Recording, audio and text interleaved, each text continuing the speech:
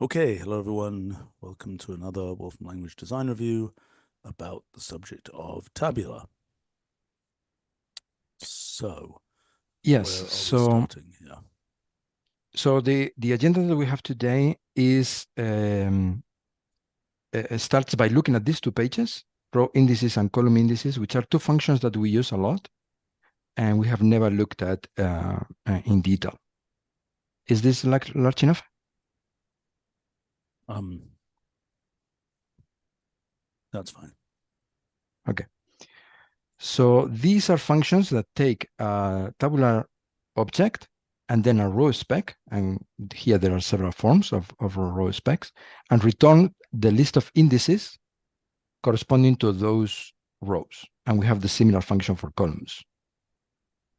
I don't And understand. You mean indices, column, and so if I pick a row, like yes, row 2, it has certain columns that are non-missing and maybe others that are missing or something. Is that what you're talking about?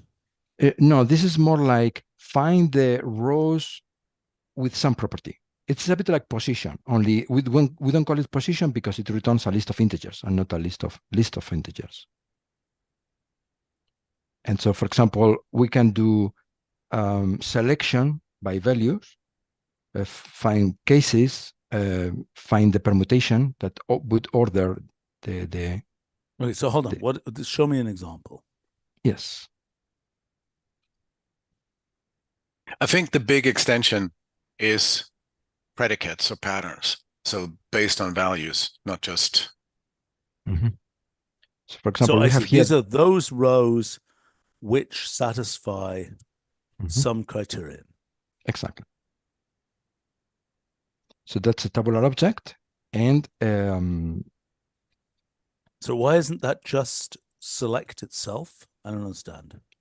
well, select itself would return a subtabular, while this returns the indices of those columns because you may want to do mapping or extraction, whatever. So this is some sort of position function. Yeah, but position takes a pattern, whereas this is taking a predicate, right? We don't have an analog of position that takes a predicate, right? To have a row case with a pattern, What? and then it would work too. Say it again. What?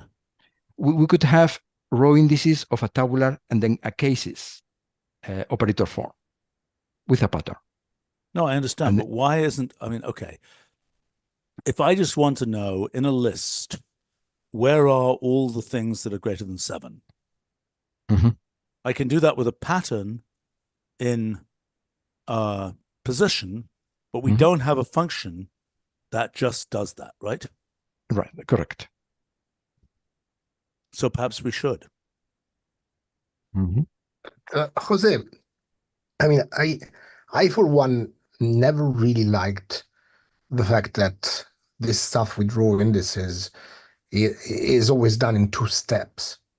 Like you get the indices out, then you have to plug in the indices.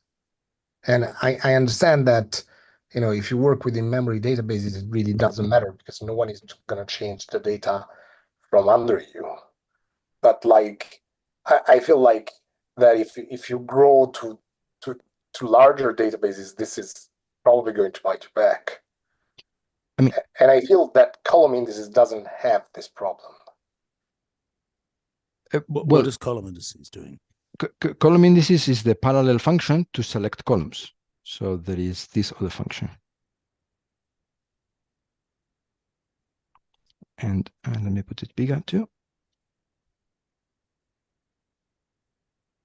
And so we have a tabular and a column spec. And so again, we can do selection cases, sorting operations. Look, I mean, I just don't understand why select itself doesn't do this for rows. Why is select on a tabular? I mean, other than the fact that we don't have a function that is an indices function or something, or select indices or indices select or something like that, which could be a quite general function. Yes. So I guess we were trying to have operator forms of various cases so that this is very powerful and yeah, so we can have various forms of Yeah, but it's one of these inputs. things we have to look in the documentation to know what works, isn't it? Yes, I guess so. Another thing that we were doing here is to offer various output forms. For example, do you want a part specification or a list of indices or a Boolean bit vector, which would be usable in other places? Right. And so we realize, and there is this example here. If we take the iris tabular object, so this would be a selection giving those rows in which the species is setosa, and then we can extract that, right? And so, but we can do the same thing as you are saying, directly with select, or we can use a query-like specification. So yeah, this is just an alternative method because you may be interested in doing operations with these indices that you. So for instance, let's say when you know those locations or indices, you might want to highlight those rows. Let's say that you have some criteria, you find a subset, you might want to highlight them. You mean visually? Yeah, visually. Okay, what would be the function that does that? Well, you have to set an option, like say, row styles, to those things, or row highlight. Right. And you can do other kinds of processing on those things too. You might want to modify your tabular in just those places. Okay, well, let me understand what the select or any other function that's put in the second argument, what does it get as its argument? For rows, it would be the whole row as an association. Okay, so any function that I put there, I can put any function I want. Yep. I don't understand. I just completely don't understand. How is it returning? The select has to say it's there or it's not. It's a hack, right? It's not actually, the select is returning. When you say select, right? Look at that example that you have there, right? The example there. Yep. Okay, I don't understand this. This is a hack.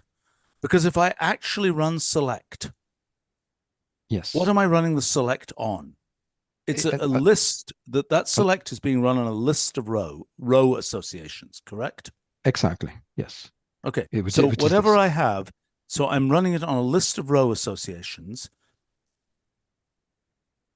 And then hackalationally, the select is returning certain ones of those rows, and something is magically seeing, oh, it didn't throw out that particular row, so I will return its index. Am I right? I'm not sure I understand. So select does the obvious thing, right? Is selecting the rows in which the no, it's not. No, it's not. No, what it's doing is it's taking the list of associations, right? Yes. And it returns another list of associations that has only some of the associations in it. Correct? Yes, exactly. Okay. Correct. Now, yes. how does it go from that to the list of indices? Well, it's giving us the positions in this list of associations. No, it's not. It's not giving the positions. Let's say there were two identical rows, okay? Two rows that were absolutely identical. Yes. And for some reason, the select is using outside metadata, and so it can't know which position. I mean, you're hacking it backwards, right? You're looking at the actual associations that survived the select, and then you're doing a position with respect to that original list. It's actually different, Stephen. But you're right. It's a bit of a hack. But the way select works is by choosing which indices match the select, and then using that part. But that's an implementation. It's a hack. You've got to go into the insides. It's going to work with select. If I use a different kind of thing, it's not going to work, right? It's a hack. You've hacked select specifically, right? Yes. Okay, but that's not going to work. It's not going to work. It's the same mistake we made with dataset. It's not going to work. But this is an operator form. It's just an operator form that allows us to pass a function. It's not. Rob just admitted the issue. The issue is select can take a list of associations and it will give back another list that contains only some of those associations. Okay, that's a well-defined operation that select does. But that's not what we're having it do here. Here, we're hackerating into the insides of select to figure out which indices it's picking. You see what I'm saying? Yeah. It's not a well-defined top-level operation. If I put another function in there, like cases, for example, where I match patterns for these, for these associations, it might or might not work, right? It depends on whether it's been hackerated or not. You see what I'm saying? Honestly, not. I No, mean, no. to me, Listen, this is just a okay. version of I think Rob. we could use another name. Doesn't No, have no, to no, be no, no, no, select. no, no. Exactly. No, I want you guys to understand why this is a hack. Okay? Yeah. Select, when you run select on the list of associations, what do you get back? Another list of associations. Right. How do you get the indices from that? You can't. So what's the problem in saying How do you get I'm the indices? selecting You can't. those at positions 1, 2, 3, 4, You 5? can't. But You can't. You can't. You can't get the positions. Right. You have to do it as a post-processing step with position, or you have to hack the innards of select. You what I'm hack the saying? innards of select. You're No, I correct. understand that, but I want Jose to understand this Yeah. point, right? Jose, do you get that? So I understand that the Rob has to manipulate internally these to find but to me that's an implementation issue. No, it isn't, because it means there's not a well-defined semantics for what row indices does. If row indices of tabular, F applies F to a list of associations and returns the indices of the associations that survive, that's well-defined, but it's a hack. Right? Anything other than arbitrary F there is a hack. See what I'm saying? Right. So if we drop select, would it make sense then? Well, then it would be something like, no, but then we can't use anything. Do you want something other than select there, or do you only want select there? Do you understand what I'm asking? We could have a function. Okay, is there any other function other than select that wants to go in the second argument of row indices? Cases, like position. if you want to use a pattern, from the pattern language. Well, that's cases. So, that's cases. You can't use a naked pattern. It's got to be with cases. Right. That's why we have a headdresser to them that says, Okay. hey, I'm taking predicates. I'm taking patterns. I understand. I understand. It's not going to work. It's okay. So let's unroll what the issue is. Right. First issue is neither select. Okay. Cases has position, which is similar to this index finder. Yes. Right? It takes a pattern.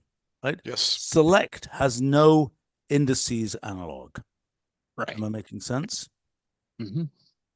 Okay. It could have one. It probably should have one. Okay. Yeah. But you just said it was a hack. No. I'm saying a top-level function called select indices or some such other thing. Mm-hmm. That all it does is to find these indices using internal code, using the code that Rob is hacking into in the case of this row indices function. Am I making sense? Well, sure. Can I put it another way? Well, basically what you're saying is that the thing that moves from patterns to predicates is match Q, and the thing that moves from predicates to from patterns to predicate, from predicates to patterns is condition, not cases and select. You operate directly on the predicate. You use condition. Yeah. Yeah. Okay. I mean, that would be right. That's right. So, in a sense, one of the things would be to say that this function, row indices, fundamentally takes a select spec as its second argument, but it doesn't have the word select in there. But if you were to want a pattern match, you would use match Q of a, and that would be your that would be your predicate, which is now a pattern. Am I making sense? Sure. Yes. Yes. Sure. Okay, so then the alternative would be that we've got this thing called you know, I don't know, row select, let's say. Okay. You type that in as an example. Yep. Okay. Sorry, I'm not seeing it. Are you typing it, or did you type it? Jose, Jose, can you type it? Did you type it? Ah, Jose, are you typing it or not? I think he's Yeah. having some internet problems. okay. Because Yeah. I did submit.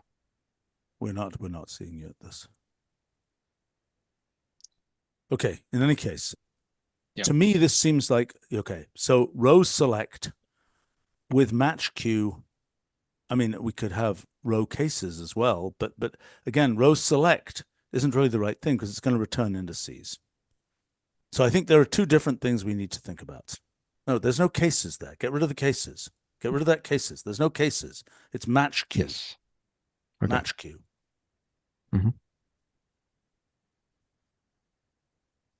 Okay, so that raises the need for a new function. Did you? Sorry, I'm just okay. I think there's some delay in the connection. Yeah, okay. All right. So there's a separate thing, which is select indices or some such, or what should the name be for an ordinary function having nothing to do with tabular, just a standard top level function that gives you the indices that match a certain what do we have another way to do that? Yeah, you can do position with No, Position. no, without condition. Without condition. I'm asking, is there a single function that you give it a predicate and it will give you the positions that match that predicate without using condition in the pattern? No, I mean, pattern test. It's equivalent to condition. No, but No. that's no, I'm not saying that. I'm saying that, okay, if you type in position, list, comma. Okay, now, is there an operator form of condition? No. Just type condition. Yeah, that's right. That's one possibility. Okay, but is there an operator form where you could just say position of blah, comma, condition? See, there could be an No, I don't operator think so. form. No. Do you understand what I'm saying? There could be an operator Yes. form of condition that has a blank in it. Right. No, I mean, No. I think we have to do this. What does condition? Can you look up the documentation page for condition, please? Yeah. Mhm. By the way, that's not condition. Condition has a semicolon, not a colon. Yes. I was in some. What are you doing? We just want the standard existing. We don't need the source page. Okay, so it's a Sorry, I don't have two-argument the function. documentation. Yes. Okay. I don't have the documentation. We can go to. Okay, so one thing we could imagine is a one-argument version of condition. You see what I'm saying? Do you understand? You there? Hello? Anybody there? I'm thinking Yeah. about it. I'm just trying to understand it. Yes. Think about it like except. Except has, I think, if I'm not mistaken, has an implicit blank in effect. So the idea would be, maybe somebody else should be sharing. Yeah. If Jose's. No, but wait a Yes. second. That would be a one argument version of pattern test, not of condition, because it takes a function, not an expression. You can't do a one argument version of condition because you don't have anything defined. Yeah. That's fine. No, that's not going to work, as Carlo points out. Yeah.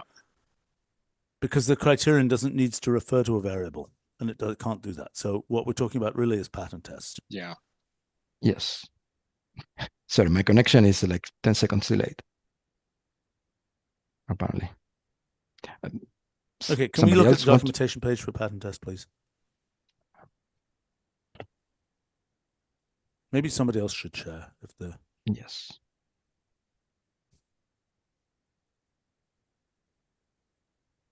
Yeah, so it's a two-argument function. That's interesting. I mean, we could easily have a thing which is a one argument form that is just blank question mark test, correct? Something like this. Where is Itai when we need him? I'm sure Itai is the right person to find a counterexample, or that would be dangerous. Right, that's what I'm talking about, right there.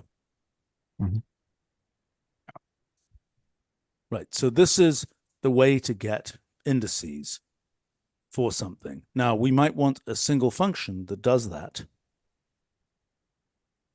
Okay. And then, so let's understand the full extent of row indices and what one plans for it. Because row indices with a select spec, which you believe is the most common specification, is that correct? Or is there some other specification? No, I think we believe that the criterion function is the most common. Yeah, for row indices, that's correct. It's going to be select. Right. So, okay. So are there any other specifications you would like other than select? Are there any other ones you think are worthwhile? Patterns, certainly.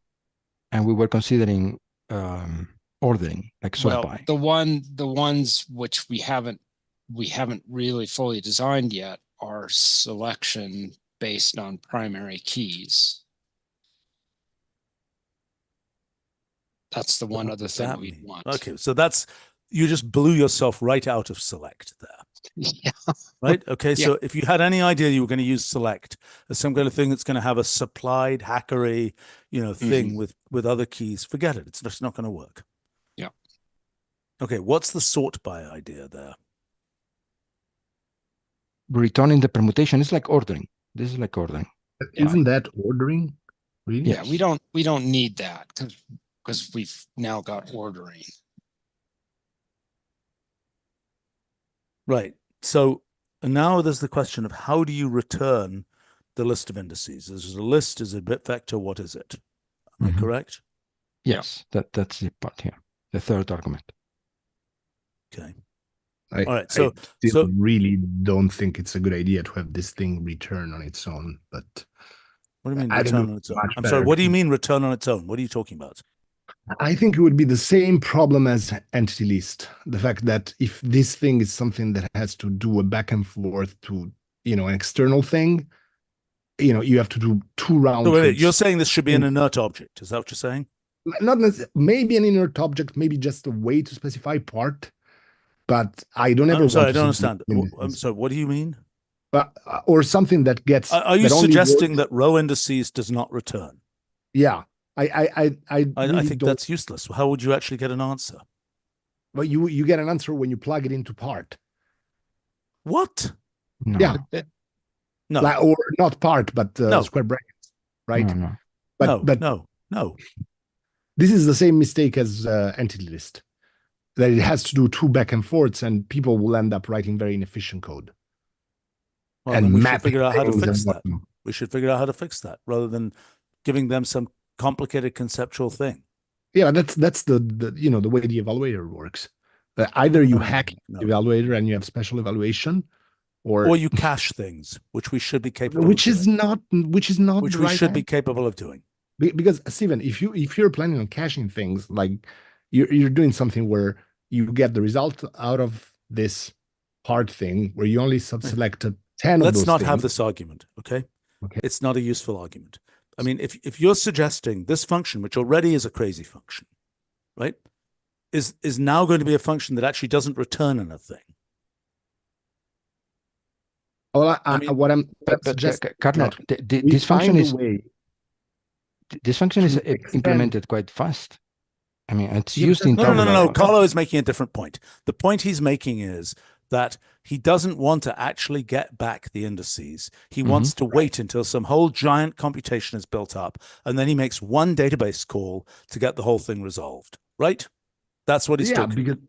Because basically... Okay, so that's the wrong way to do it, in my opinion, right? So what we should be doing, and what we should be doing with the other database stuff, if that's what you want, you build up a symbolic database query rather than messing with all these other functions. You make sure the whole thing is built up as a thing where every time you do it, it comes back, it returns. It's, in other words, you start off with a symbolic database representation, okay? Then you do an operation. For example, you do row indices on that thing. What you get back is another database handle. Do you understand what I'm saying? You don't leave row indices unevaluated. You just, if what you're dealing with is an external database, you keep on doing operations on that external database, and it keeps on returning external database objects. Do you see what I'm saying? That have been modified. So basically, the result of row indices is a lazy tabular. Right. So what I'm saying is, listen to what I'm saying, because it's also what applies to the other database operations that we're doing. We need to go back and change this, right? So there are two possibilities. Either you have a tabular, it's a local tabular, everything's happy, it's an immediate tabular, so to speak. Okay. And in that case, every function returns, it does its thing, it gives a result, whatever else. Okay. Plan B is, from the beginning, you say, I am dealing with a remote object that is just an object, which is going to need a function that resolves that object. Am I making sense? And then every operation you do, like row indices or whatever else, it just returns, it's called a database handle, whatever it is. You apply row indices, it comes back with another database handle. Yeah, but so far, at the design we looked at like 2-3 weeks ago, the database handle that was coming back is a tabular object, just lazy. That tells you I have these many columns of these types. Fine. Remember? Then we have no discussion. Then there's no discussion. Then Then this row comes back. indices also No. Then row indices comes back. If you've given it a lazy tabular object, it brings back a lazy tabular object. If you've given it a tabular object that is resolved, it resolves it. Right? That's all there is to say. Okay, but then the it should maybe return a lazy data column, not a lazy tabular object, because it has the wrong dimensionality. I don't know, but okay. Whatever it's doing, it will always return something that has had the operation done. Now, what do I mean by done? It could be that it is queuing it up to be done in an external database, but it has to not come back looking like a dead duck, just saying, you told me to do this. I just sat here and did nothing. That's not adequate. Am I making sense? It's got to come back as a new object that says, okay, I understand you told me to do this. Right? Doesn't have to have actually done it, but it's always got to be, you apply a function, you get back a result. That result might not be a resolved result, but it cannot be something where the function just sits there unevaluated. Am I making sense? Yeah. Okay. And that's what we also need to go back and redo our other database stuff. So we never have the situation of functions just sitting there unevaluated. That it always has to be, you gave it an object, it processed the object, it gives you back another object. Does that make sense? Not sure about that second part, because I thought the whole point was to have a symbolic representation of things, but yes, but not one that doesn't evaluate. Right? That was a mistake, to build up these big things where they look to people as if they did nothing, because people give up at that point. Am I making sense? Roger, do you understand what I'm saying? Yeah. Okay. It's something we've got to fix. Okay, let's go back to this. When it comes back to this, what we're talking about right now, think that they're long term, I think it's super valuable to have an expanded part syntax that does look at values, not just positions, like the difference between a for loop and a while loop. It's data, it's value dependent. Yeah, right. Actually, that's not true. That was true. I was just talking to somebody about this. I think Dennis Ritchie, creator of C, for his PhD thesis, wrote about the difference between primitive recursion and general recursion, and said it's like the difference between for loops and while loops. Because at the time, a for loop had to have a fixed, Yeah. I know. Yes. It's right. So it's actually not true anymore. No, you're right. It's slightly wrong, but to a first order approximation, that was the big expansion when it happened. Okay. All right. So go ahead. What were you going to say? Right. So I think that that's something in general to expand in the language. And I think that the part syntax, if we allow that, will be incredibly much more powerful. But it's also then useful to have a thing that can do something explicit, get an explicit list of things, because that's also an explanatory model. But there are also other use cases than just picking things out. You might want to use that as a specification, like what rows to highlight, or something else you want to. Okay, so what you're saying is, let's just zoom out for a second. We've got two action items, right? One, we need a function in the language called something like select indices, but I don't like that name, okay? Which gives you the indices which are selected by a predicate, right? Select position. We were avoiding position because it's just indices. It's just integers. I think it's some other, it's kind of it's like almost like indices test, but it's not that either. Indices satisfying, it's not that either, but it's something in that family. Okay, so there's that function, indices, the indices testing function. Now the next question is, what can we just use the indices testing function on a tabular, or does tabular need its own version of that function? Because it's going to have primary key extravaganzas and things like that. Well, I think there's two answers to that. One is there's a primary key extravagation, and there's also choosing row indices versus column indices. Like select won't choose columns for you because select only goes down one level. So we need to think about how to get to that second level. Right. Do we still need to select columns now that we don't have column map anymore? Like, how often do we really use that? Except, well, the column indices in the internal code is used all the time to see whether somebody's specification is legitimate columns and which ones there are. So yeah, but I again, can't imagine writing functions without having that. But again, that's on the other hand, this is how you implemented things. On the other hand, in the databases world, column indices don't exist. Columns are always named. So I you don't never think go we by should. number. I mean, look, this is going to hook up to a bunch of data sources, not just relational databases. No, I understand that, but I'm saying that whether eventually you normalize to numbers or eventually you normalize to strings is pretty much a design choice that you make at the beginning. And so this is a normalization function for that. I'm just not sure that things like asking, for example, for things that that apply to the whole column as a function, I don't think those are that useful, given that the data is row oriented, because it's very unlikely that you can apply the same function to all of the columns. There are going to be different types and different things and so on and so forth. Well, but you might want to apply a function to select columns that are of, say, real type and apply some function to all those. Yeah, but that's a case where the selection happens on the metadata, not on the data. That's true.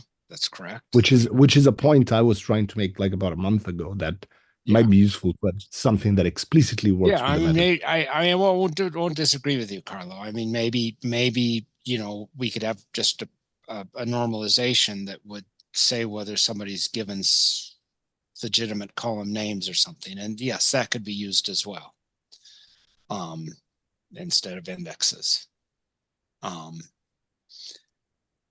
But here we have the third argument to specify a form, so we could have a third argument that specifies in which form. Yeah, but I don't mind. I don't mind the function that normalizes, say, from string to integers.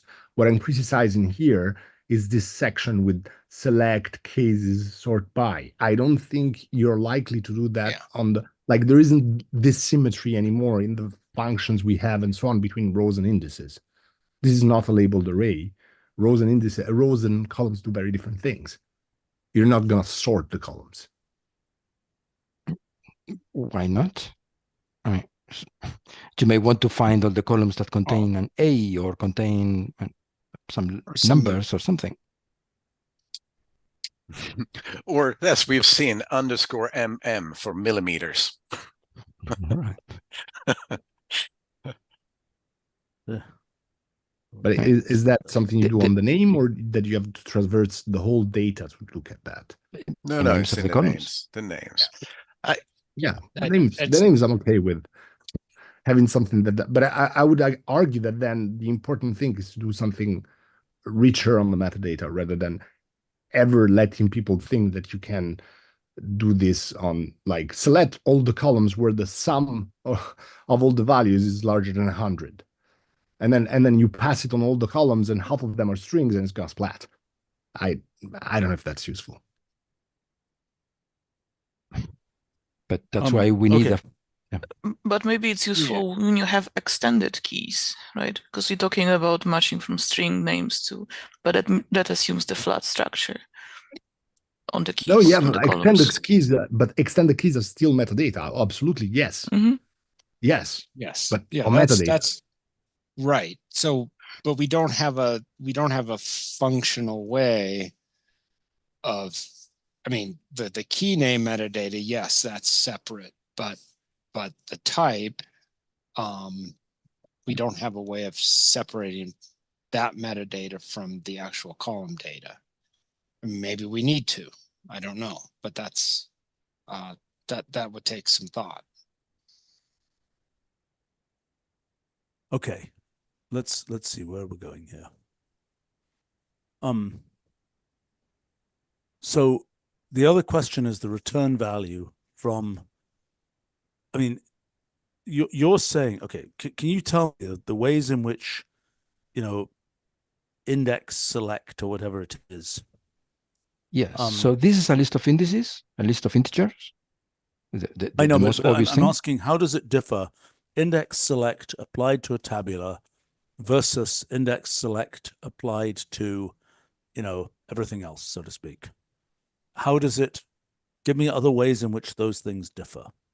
Oh, index select up there, it uses the applies to the integer data. Go up, scroll up. No, I'm not asking that question. I'm asking the question, assume that we have a function, a top level function that's a select that returns indices. Oh, okay. Oh, but there's a thing up here called index select, which is different. I'm sorry, I misunderstood. Well, I don't know what that is. I don't know what that is, because I asked you guys multiple times. I said, if we have a function, select indices, or whatever the thing is called, that is a top level function that simply returns the indices of selections. Yeah. Okay. What I'm asking is, what special features do we have to have within that to operate well on tabulars? Do you understand my question? Yeah. Yes. So basically for rows, none. We have to have no special features. Okay. For columns, we need to have some kind of special features. But Carlos arguing we shouldn't have it for columns anyway, so maybe that's not an issue. Okay, so fine. So then, but among the special features, what was that discussion about primary keys? First question. And what's the discussion about different return indices? Because different return values, because we can imagine different return values for our select indices function. It might be useful there to have, these things like even something like a byte array. Well, this is a Boolean. This is a bit vector, which is a very compact. Okay, fine. Representation. Fine. But I mean, but that's a function that could be a third argument to select indices or whatever that says what the return form is, and that would be applicable even if it's a list of a list of integers or something, right? That it's selecting on. Right. Exactly. Yep. And this is a part specification, so it may return all or a span instead of a huge list. I see. Yeah. That's so nice. It might be much more. I think the select indices as a language function would be super useful, because I get sick of having to do flatten of position of blah. Well, fine. Which is how position always gets used by me anyway. Fine. So, and then it's select indices and match Q if you want to do a position like thing for the indices. Exactly. I think I like that's it. I think So- that's, I mean, maybe it's not the right name, but it's a It's super not the right useful name function. yet. Yeah, it's not the right name. We need to get a name for that. Okay, fine. So Mhm. that's a really useful thing. All right. So let's. So we So made that generally, piece of progress here. Now, what's the thing you were saying about primary keys? What's that deal? Well, yeah, if we have primary keys, how do we select rows by primary keys? What does that mean? What does that mean? Why are they different than others? Well, I think the main difference, I mean, I don't think it matters for column indices. The main difference for primary keys is that if you select by any predicate, you can get 0 to n rows back. Yep. When you select by primary key, you know for a fact that you either get missing or you get 1. Yep. That's the difference. You know, you're kind of guaranteed to get either a missing or a why do tabular you row. care? Well, Why do so you select? selection by a primary key should give a tabular row object if it or it Or gives nothing. missing, right? Or a missing, yeah. Whereas, I mean, it's the thing we were talking about the other day. There are some situations where you get a tabular row out. There are select situations where you get a whole tabular out. It is like you operate differently on it later. There, you know, and it has ramifications in terms also of the stuff we were talking about with missings. Like if you operate on a tabular, then you're operating column wise, so the missings get deleted.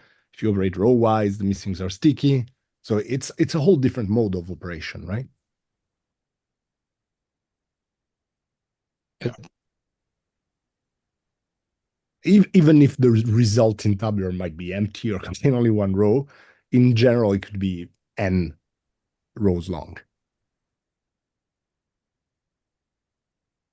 But in principle, we could do selection of rows by their primary key, right? So we could have this sort of thing. I mean, this would be. What is a primary key? I'm sorry, I don't understand this. What is it? Okay, the primary key is like a key in an association. In a key in an association, it's like you're guaranteed that you either get one value out or you get missing, key not found, whatever it is. Right? As opposed to what? It's injective. It means it can't point to several things. It can point to at most one. I see. It's what we sort of, we haven't figured out the name, we called key columns, but that's not a great name because it's too confusing with column keys, but. Right. Okay. All right. What else did you want to discuss in this meeting? Some time ago, you had requested that we look at the lists of element types. I don't know whether you want to have this discussion now or we will look at it on another day. So this is the list of types we have, and then examples of each case. And at some point, we had to look at this very quickly, and we had a discussion on the name of categorical types. Yes. I think categorical types is not a good name. I think this is more like choices or maybe enumeration, but let me see how it's used. So this is. I think enumeration, if you're thinking old programming languages, right? Yeah.